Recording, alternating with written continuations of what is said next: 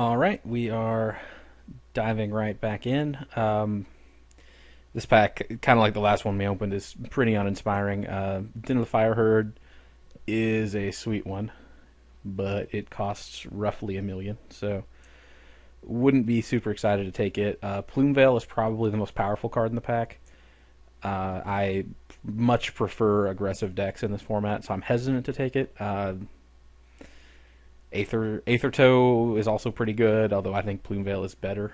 And then if I were to pursue an aggressive option, I think Giant Mating would be the pick over these two. God, taking Giant Baiting over Plume Veil is kind of I have a bad habit with these 64 mans where when I make top eight, I try to force the same deck that got me there. So I'm gonna try and shy away from that approach this time. Possible that I'll read the signals and it'll lead me back into red or into mono green or something like that. But we'll go with the most powerful card for now. The follow up I think is going to be Armored Ascension. Kithkin Rabble is also pretty good. So yeah, Plume Veil could obviously can go into blue white, mono blue. Is pretty flexible. I like mono white a lot. I prefer to draft monocolored or nearly monocolored aggro decks, but yeah, I think Armored Ascension is gonna be the pick here. This card's pretty uninspiring, and as far as flexible options go, and between the two, I think this is the better mono white card. Sure.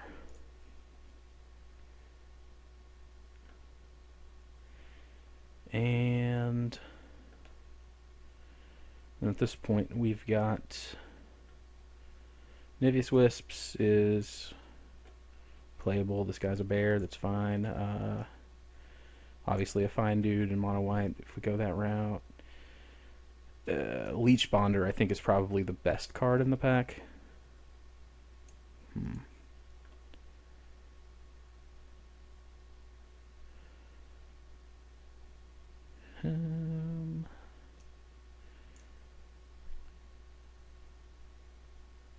If we're going to stay on the mono white track, I think Raven's Run Dragoon is the better pick than any of the other options here. And Leech Bonder is good. It's a lot better in either blue red or blue green, since it gives you things like Presence of God and Power Fire to abuse your untap with. I think I'm gonna try and follow the mono white path a little further. Hopefully it holds up. There's a fourth pick, Aether Toe. Aether Toe's it's a good card. It's a lot worse in white than it is in blue if you're heavy white rather than heavier blue. Although we do have a Plume Veil already, so potentially we can play for the we can draft for the defensive deck, and it's I think probably the best card here. It's possibly it's almost certainly better than Crabapple Cohort. So I think we can safely take the Aether Toe here.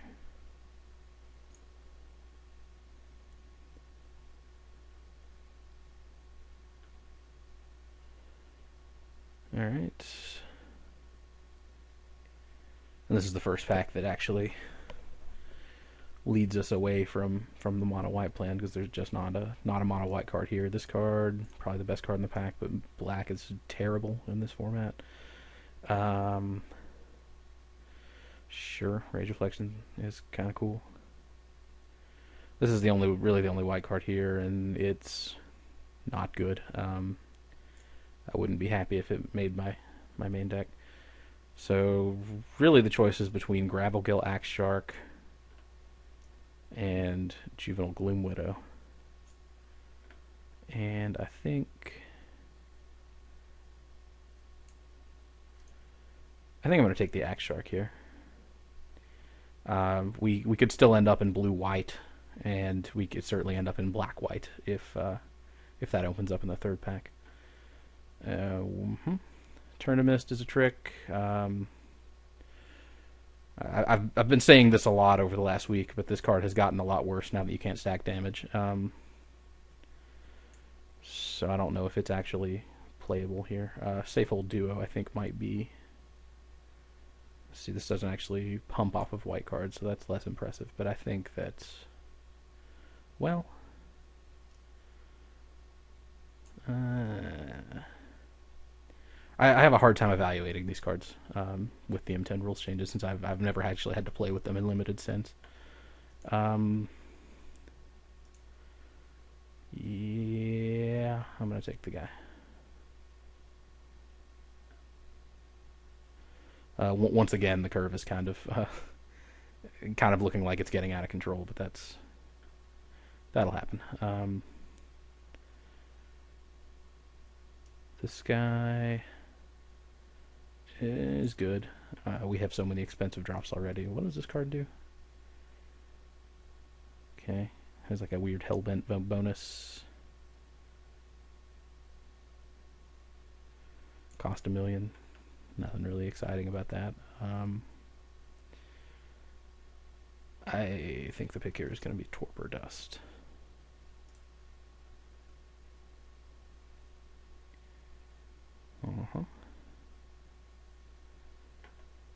Got a Wave Breakers going pretty late. This guy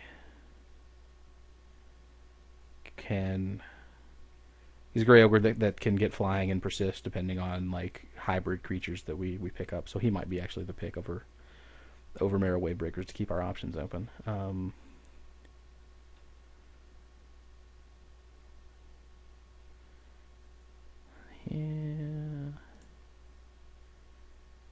Yeah, we'll go with the Scarecrow.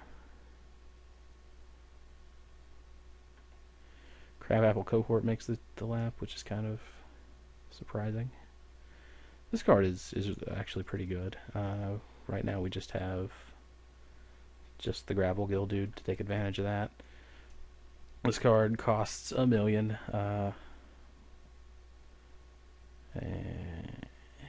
Yeah, not excited about that. I guess green is not completely off the table either. I think this is worth considering. Has this card just gotten so much worse and I didn't get the memo? I remember this card being very good. That's kind of bizarre to me, but I'll take it.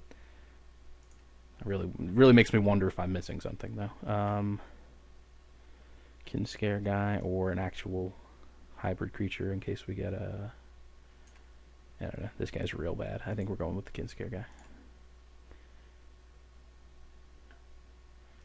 Sure, another Torpor Dust. Does it have Flash? Did I imagine that? Yes, it does have Flash. Okay. Rare drafty action.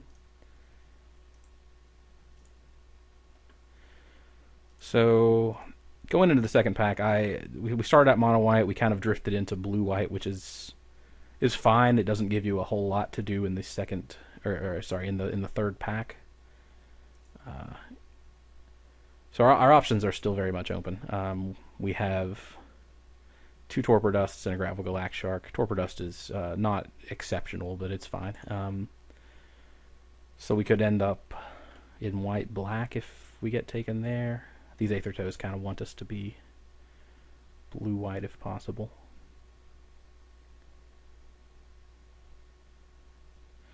Reaper King. Huh, could be fun.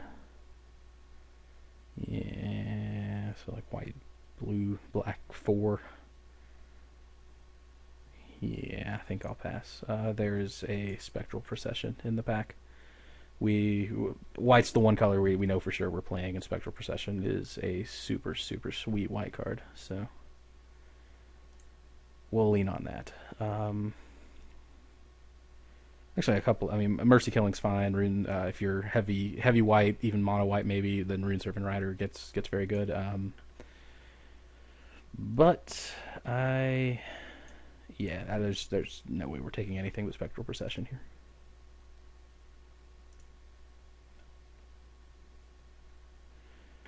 And then we get hooked up with what?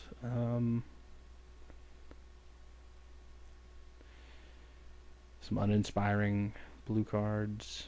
another Rune Servant Rider. I guess we actually have nearly as many incentives to draft white-green guys as we do to draft blue. What does this guy do? The flash change colors thing. Not great.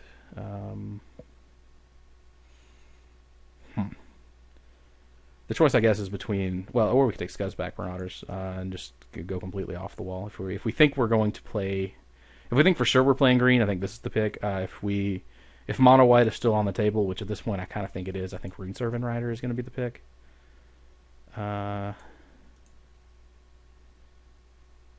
So yeah, that's the card I'm going to take. Not super confident about that pick. There were actually a lot of pretty good options there. Here there are fewer good options.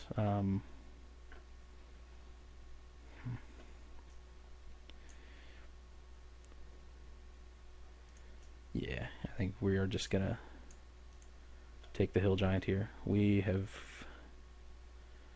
this curve is atrocious. We've picked up a monster stack of 4-drops.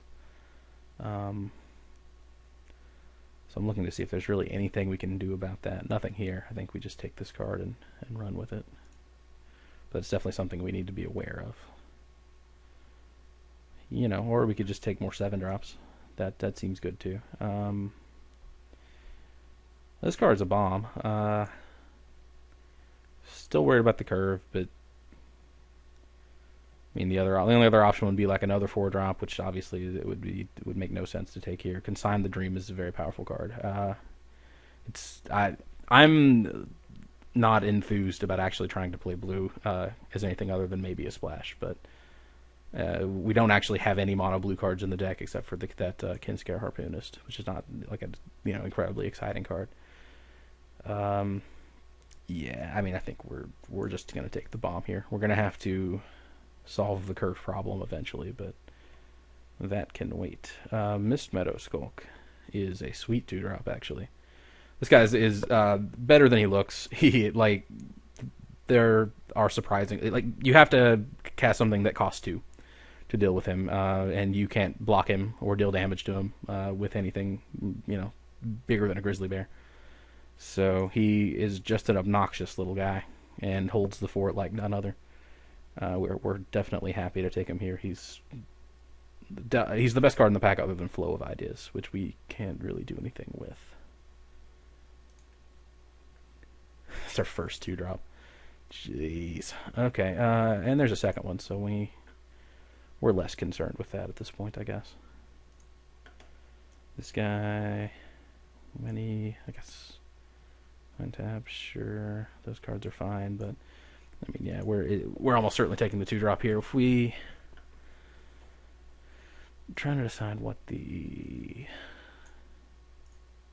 best options are as far as is it actually reasonable to pursue going mono white? Steel of the Godhead is good on Barrington guy, and it's white is the lifelink form. It's less good on anything else. It's if you just put it on a creature that's only white, it's pretty unimpressive. So, that said, really the only other option would be like Apothecary Initiate, which I'm not looking forward to having to play. We just picked up 2-drops, so we're not that desperate. I think we can pick up the Steel of the Godhead here. Just another Kinscare Harpoonist. There's no Niveus Wisps. Where possible, I'm going to try and take a white card here. We're basically done. We've already made the lap in the second pack with Shadowmoor, so we probably will not see any more blue-white hybrid cards, which means that this, wherever that thing went, this Steel of the Godhead is probably not getting any better in our deck than it already is, which is really not very. So I'm going to try and stick to the white cards if possible. Unless the only white card is Burnt and Medic. So Safe Rank Quest could enable like playing Crabapple cohort, which I don't see much reason to do. Marigold Bladder is not great, but I think it's fine. White Black is still an option for us, so yeah. All these uninspiring blue white ish type guys made the lap. Yeah, sure.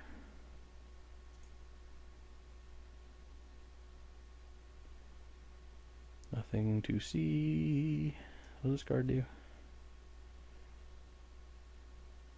It's like a bidding war for a bunch of tokens. I don't know. Could actually be good, but I have no experience with it. I'm just gonna Cactus Rake and Canopy, which I think is going to be very good against me.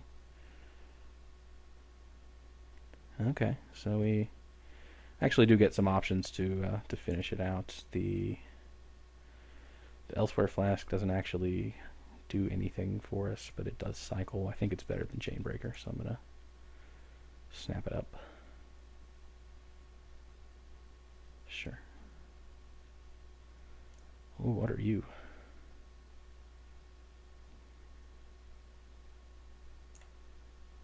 Yeah. That card's probably more in the way. Maybe draw some cards. Hey, we get this guy after all. God, I hope he doesn't make our deck.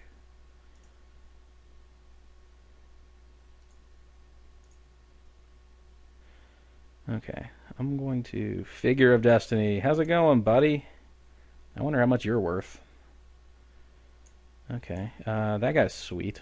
Particularly if we can enable him in mono white, which I think we're going to try and do. I'm going to go ahead and clear out our non-white cards and see how close we are to having a deck.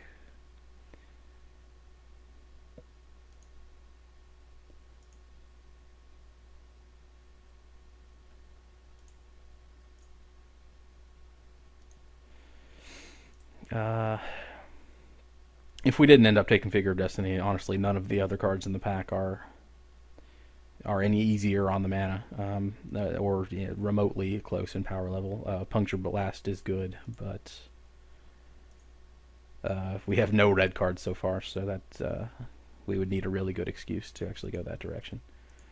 Let's see, we would. I guess this probably doesn't make the cut at that point, so we need like 8 playables out of this pack. Sure, we can do that. Yeah, Figure of Destiny it is.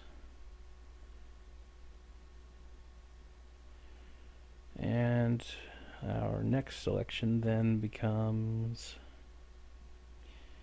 Sen's Enlistment is pretty good. What is Bloody Ghost? So that guy's just like a 2/2 flyer for 3. That's fine, we can probably do better.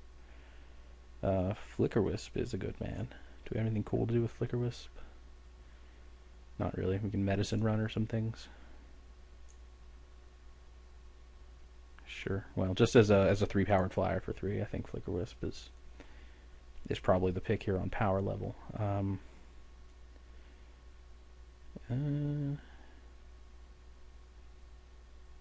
Yeah, that's fine.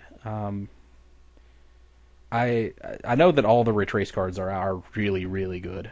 Sen's Enlistment may actually be better than Flicker Wisp. I'm not really sure about that. It is a 4-drop, and we only have 1 million of those, so yeah, I'm going to try and do a little better by our curve here. We had no shot at a Sen's Enlistment anyway, if we really want one. There was a Snake Form in the last pack and in this one. Snake Form is such a good card. But we're trying to go mono white here anyway. It may not actually work out for us, but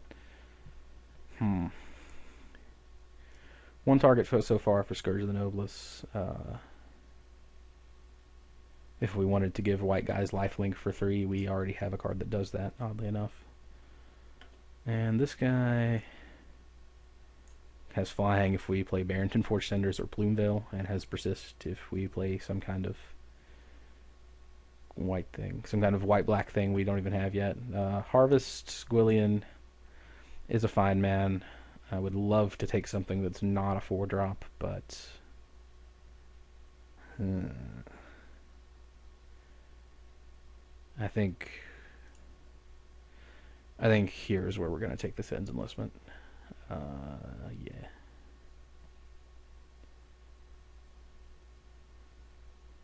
Okay, there's another Sens enlistment. That card, maybe not as good as I thought it was.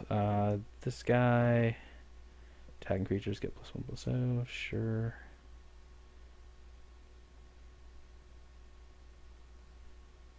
Not a lot of options here. This card cost 1,000,000. Hmm.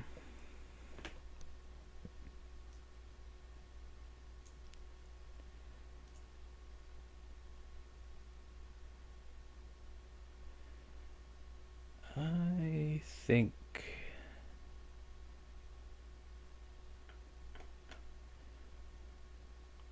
I'm really unexcited about Durger Mine Captain. He seems okay, but not obviously not great.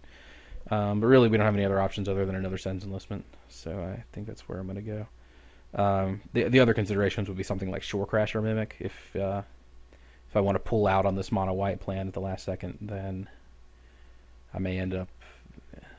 Geez, it's kind of looking like I'm going to need to do that. This card is not great. We don't have any black creatures. Okay.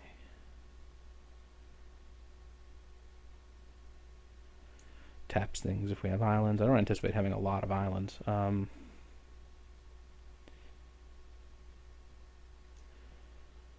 Sure, the card's not exciting.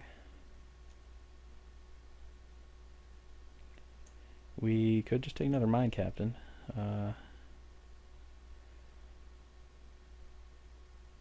Yeah, sure.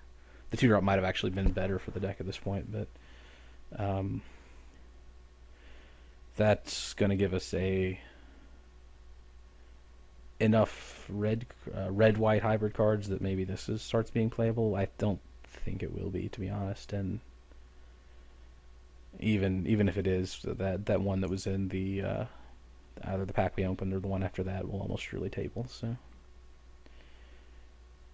our options now are Batwing Thinger, which is just a fog, or we can try and splash Soul Reap. Ugh. Nothing. Well, or Aerius. I guess. Yeah, the curve is still a problem. I think. Yeah, Soul Reap is fine.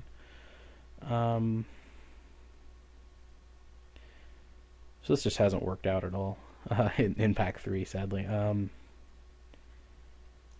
Might be time to start taking blue cards again, just in case we end up having to do that. That's another 4-drop, which makes me sad. 100 counters. Okay. That could be fun. I guess the pick is probably just Nipquillian.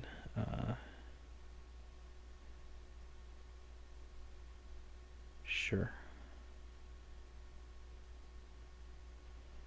Double Cleave is the only option.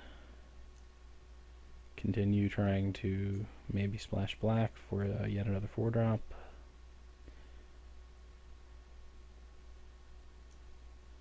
Don't have any blue-red hybrid cards to put this on, so I guess we're just double cleaving here.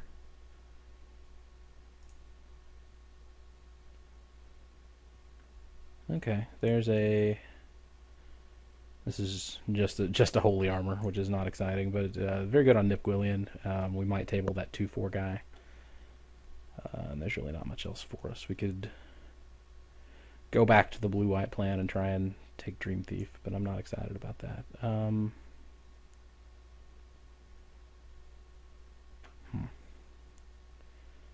Sure.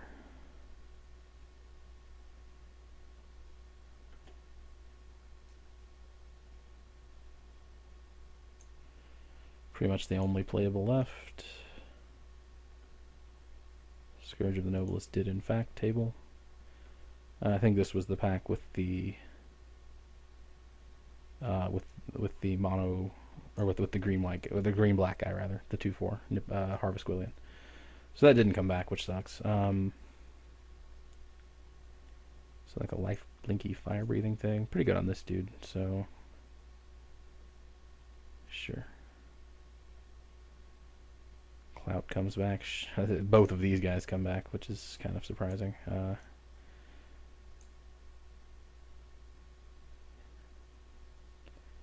Yeah, nothing we can do with any of these guys. And a Banishing Knack. If we end up having to go blue-white after all, these are actually pretty good with the Duger Mind Captains. But yeah, this third pack just did not go our way at all. Deck building is going to be interesting. So I'm going to have to figure out what actually, if I have a second color, and what that second color is going to be. So I will see you guys then. Okay, these are all the cards that I will definitely play no matter what. And these are all white cards. The only white cards that I did not include, Steel the Godhead and Scourge of the Noblest, which may yet make the cut. Apothecary Initiate, which I just don't think actually does enough. And the Nip Gwillian and Edge of the Divinity. Nip Gwillian, if I'm going to play one of the one drops, it would be Nip Gwillian over Apothecary Initiate. And then Edge of the Divinity only actually works on Nip Gwillian. Well, you only get both benefits on Nip Gwillian, so I'd be hesitant to include it. It's actually also pretty good on this Meadow Skulk, but other than that, there's not really... good on Miss Meadow Skulk, and I think actually also pretty good on Duger Mind Captain, but that's probably not enough reason to include it, so I'm not excited about those. The other options that present themselves, we basically... If we try to go mono white, we include both of these. Edge again works on these guys. We can include Wing Rattle Scarecrow, which is mostly just a gray ogre, but it potentially gets it flies off of Barrington and Plume Veil. It gets persist off of Nip Gwillian. Is it permanent? A creature? Okay, yeah, just Nip Gwillian then.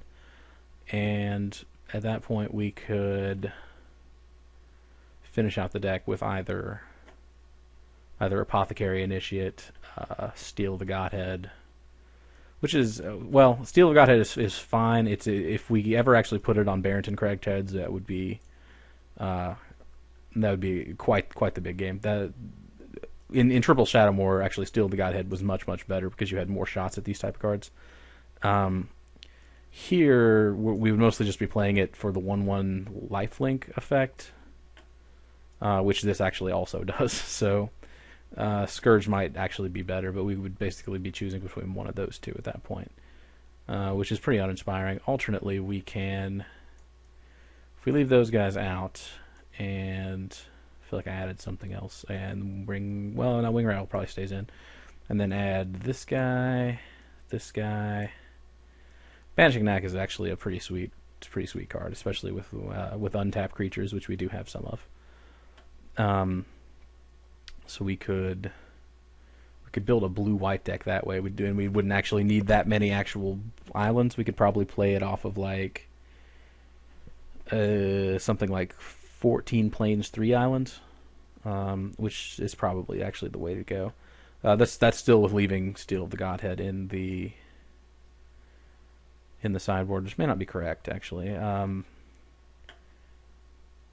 Adding blue lets us make this guy unblockable, and honestly, putting just the lifelink effect on a flyer is pretty good. Lifelink is good on Rune Servant Rider. Pretty good on Flicker Wisp. It's a lot of auras though. I think the blue-white plan is the way to go here. Again, pretty unexcited about the way this deck actually turned out. I thought we were in much better shape going into pack 3, but there were not white cards flowing, that's for sure.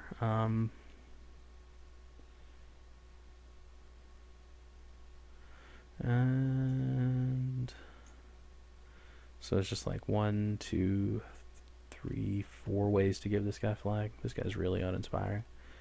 I would like to maintain a creature count though. That's reasonable. 15, going less than 15 creatures is this would be pretty disappointing, particularly in a deck that's got like Durgarbind Captains and Aether Toes that want you kind of want you to amass an army.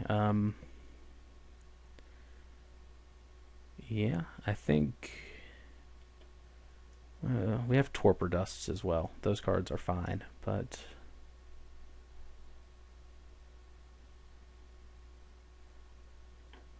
they're fine. They're very defensive, which isn't really where I'm trying to be. But well, I said that I'm. It's basically defensive is where I already am, and I would like more ways to be proactive. I already have Plume Veil and Double Aether Toe and that kind of thing. Um, yeah. Is Steel the Godhead worth it? That's really the only other decision left, I think, at this point.